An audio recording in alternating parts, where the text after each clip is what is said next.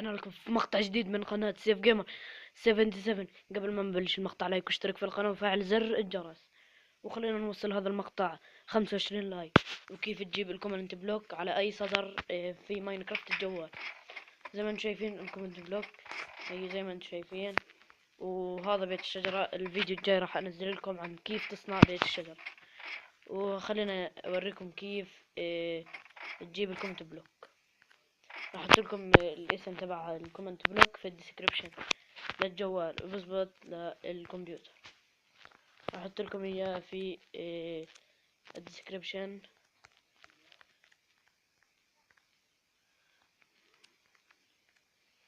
زي ما انتم شايفين راح نكتب هاي الكلمة وراح راح يطلع لنا الكومنت بلوك. زي ما انتم شايفين اجانا الكومنت بلوك، وهذا هو الكومنت بلوك. راح اوريكم فيه كلمة، راح احط لكم اياها كمان في الديسكريبشن. راح اذا كان في عندك وحوش محاصرينك فبس ما عليك الا تكبس الكبسة هاي وراح يموتوا كل الوحوش وانت معهم راح تموت. واذا لا تخافش، اذا كنت مجمع كل الاغراض وخايف انها تضيع فلا، ما راح تضيع. راح تنزل تحت وراح تلاقي كل اغراضك تحت.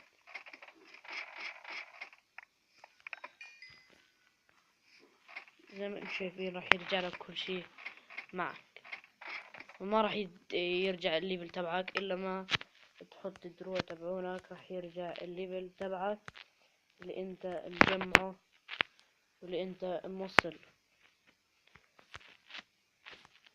زي ما انتم شايفين رجع الليفل لما حطيت الدروع وكل شيء. وارجو انه ينال اعجابكم هذا المقطع.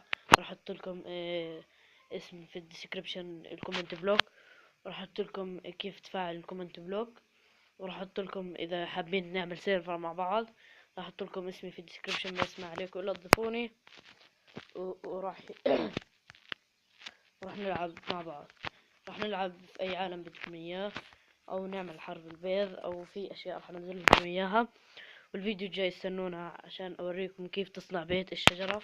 بس خلينا اوريكم اياه على السريع. هون غرفتي زي ما انتم شايفين اللي بنام فيها، وهي تختي.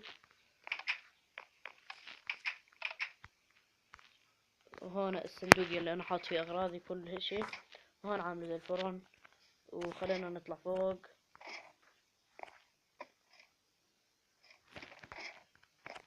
زي ما انتم شايفين غرفة القعدة، وهون الحمام.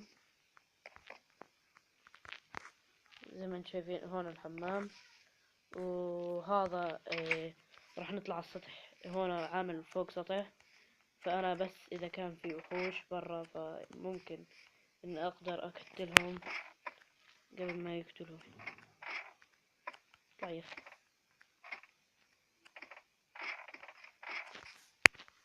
مش راضي يطلع.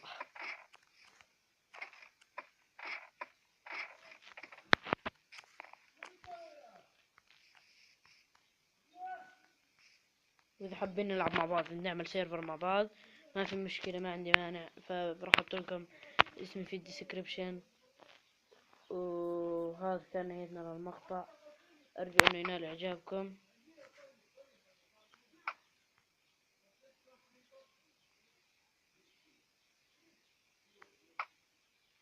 ارجو انه ينال اعجابكم هذا المقطع. ارجو انه يوصل 25 لايك. بديش اطول عليكم اكثر، والسلام.